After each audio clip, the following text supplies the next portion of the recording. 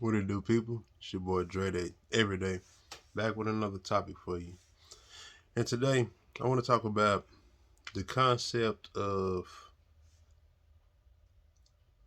this could have either been good versus bad or happy versus sad, or is it neutral and ruminating on one?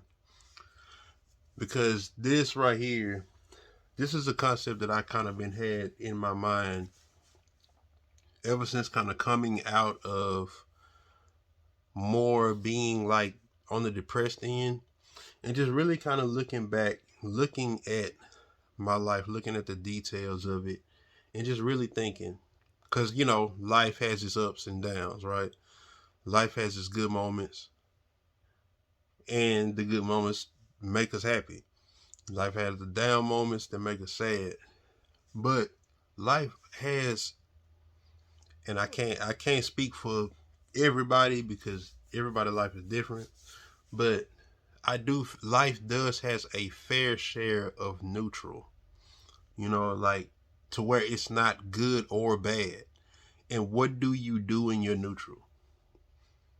Are you ruminating on times you were happy? Are you ruminating on times that you're sad? And do you perceive your neutral as good or bad? And I think that right there is the difference in between a more cheerful person or a more down, depressed type person. That's if it's not filled with activity. I need to make a video about people perpetually filling all of their voids with activity because I think there is something to that.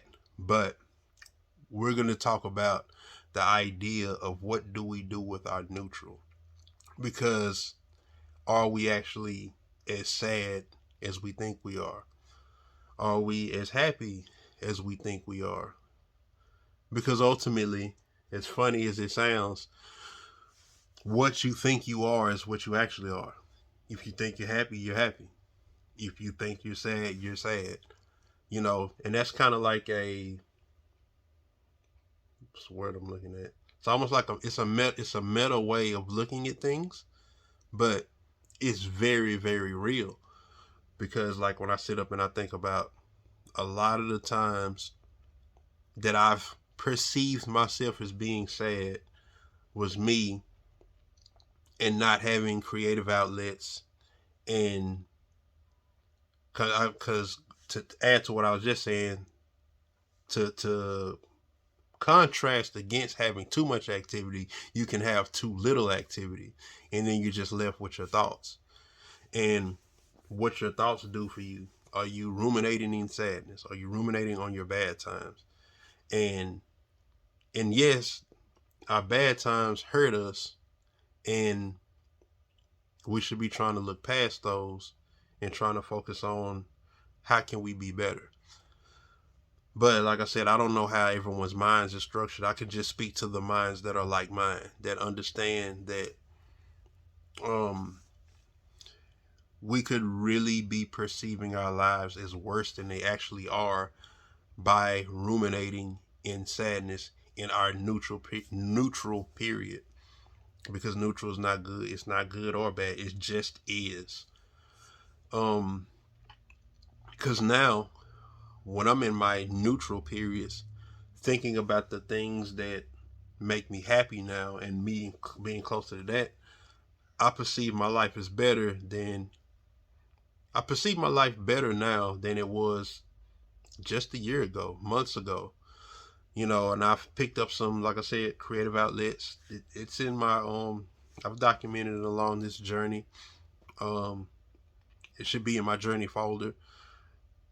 But yeah, I just really think that's a really interesting thing and something that should really be addressed and looked at. Do you feel like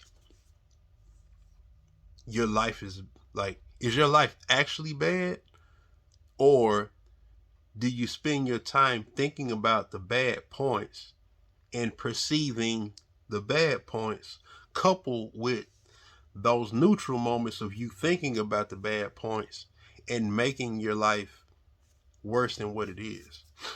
You know, are you homeless? Is it, do you not get fed? Do you not get sufficient food, sufficient water? Are you not getting shelter?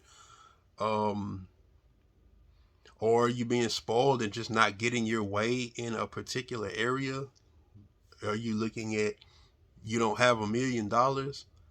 Is your life really bad? You know, this is just things to really sit down and think about. And granted, we all have different thresholds of pain and pain tolerance and things of that nature. But I think that we could really progress the conversation if we sit down, and even if you got to take a piece of paper and write down what's going good in my life, what's going bad in my life, and try to be as black and white as you can, because we could take little nuances and stretch the same concept across 3 or 4 different things. And then on top of that, like I said, how much ruminating are we doing on actual happiness, actual sadness? Because, of course, you thinking about being sad is going to even make you more sad. Are we doing a disservice to ourselves in this journey that we're having? Because I recently watched something, I believe I seen it on Instagram, and it said something. It was like the top five things elder people say before what they wish for their life before they pass. And I remember like the number one thing being, someone said that they were like, I wish I would have allowed myself to be more happy. And I really thought that statement was profound. Wish I would have allowed myself to be more happy. Are you allowing yourself to be happy? Or are you perpetuating sadness? So, yeah, I just wanted to put this out there just as a idea. Is it good? Is it bad? Or is it neutral? And we're thinking about it being bad or thinking about it being good. And I will say to hell, if you're to a point to where you can think about it being good and that's making you happy, I will feel like you're on the better end than your neutrals being spent thinking about it being bad and making yourself more sad.